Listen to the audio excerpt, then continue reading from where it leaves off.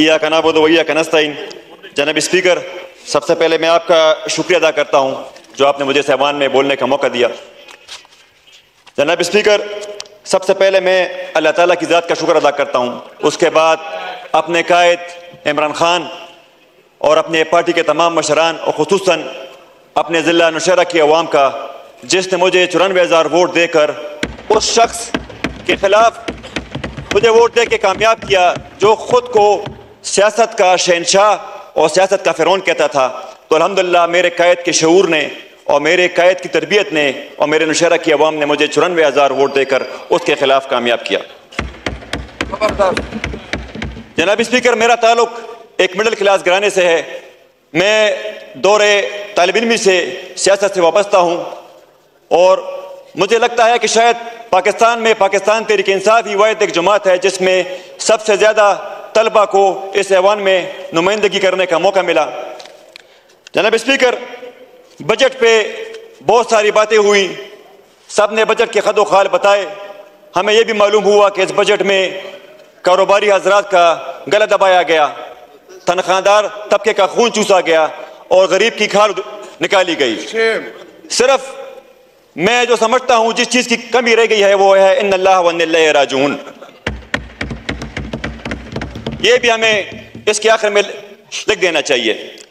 جناب، جیسے آپ سب کو معلوم ہے کہ جب سے خیبر پختونخوا کی عوام نے جناب قائد عمران خان کو 8 فروری کو ووٹ دیا ہے تو اسی دن کے بعد ایک ظلم ستم کا سلسلہ جاری ہے، کیونکہ ان اداروں کے پاس اور اس پی ڈی ایم 2 کے پاس اور تو کچھ رہ نہیں گیا، ان کے پاس رہ گئی بجلی اور گیس۔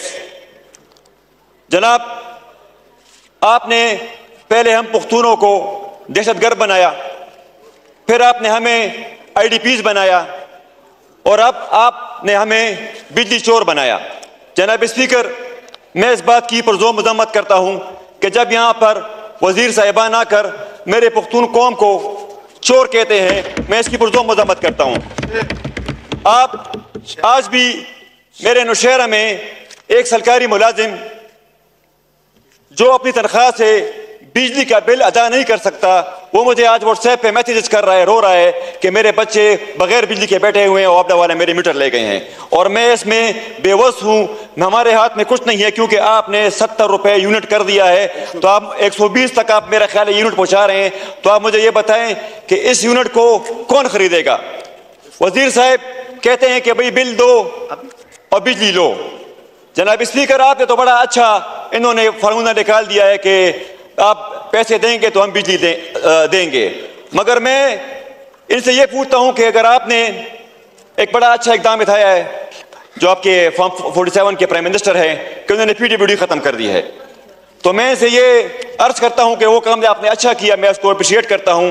آپ ایک کام اور بھی کریں، آپ اس پیسکو کو بھی ختم کر دیں، کیونکہ یہ ریکوری کرنا پارلیمنٹریز کا کام نہیں ہے، یہ ریکوری کرنا پیسکو چیف کا کام ہے۔ یہ آپ پیسکو چیف سے پوچھے کہ یہ اتنے لائن لاسز کیوں ہے، یہ اتنا شارٹ فال کیوں ہے، یہ اتنی ٹھیف چوری کیوں ہو رہی ہے۔ جناب اسپیکر، یہ سارا ملبہ عوام پہ ڈال دیتے ہیں۔ وہ اپنا آپ پیسکو میں آپ مجھے بتائیں کہ آپ نے کتنے لوگوں کو اکاؤنٹیبل کیا اس معاملے میں، آپ نے کتنے افسران کی انکوائری کی، آپ نے کتنے ایس ڈی اوز کی انکوائری کی۔ جناب، عید قرباں پہ اس سے پہلے بھی ذکر ہوا کہ ہمارے پختون لوگ جو پورا سال اس دن کا انتظار کرتے ہیں، وہ 10-10 روپے جمع کر کے قربانی کرتے ہیں، اور ظلم و ستم کی انتہا دیکھیں کہ آپ نے مسلسل 3 دن خیبر پختونخوا میں وہ بدترین لوڈ شیڈنگ کی کہ جو روز آخر میں اللہ بھی آپ سے پوچھے گا جو آپ نے ظلم کیا اس پختونوں کے ساتھ۔ جناب، ہم عید کے دن سارے پارلیمنٹیرینز ہم نے عید اپنے حجروں میں نہیں گزاری، ہم نے عید وابڈا کے ریسٹ اسٹیشنوں میں گزاری۔ جناب اسپیکر، میرے نوشہرہ کے لوگ جب احتجاج کے لیے نکلتے ہیں، ہم پارلیمنٹیرینز گریڈ اسٹیشن جاتے ہیں تو پیسکا بڑا دوڑ کر جاتی ہے، ہم پہ ایف آئی آرز کر دیتی ہے، ان غریب شہروں پہ ایف آئی آرز کر دیتی ہے، مگر اس پیسکو پہ ایف آئی آر کب ہوگی، ان کی نااہلی پہ ایف آئی آر کب ہوگی، ان کا حساب کتاب کون کرے گا؟ جناب اسپیکر، میں یہاں پہ صرف سیاسی تقریر کرنے نہیں آیا. آپ موصوف وزیر صاحب کو بلائیں, اس سیکرٹری صاحب کو بلائیں اور اس چیف صاحب کو بلائیں جو پریس کو چیف ہیں, اور اس کو اس ایوان میں پیش کرے, ہمیں ان سوالوں کا جواب دے. بہت بہت شکریہ, بہت بہت مہربانی.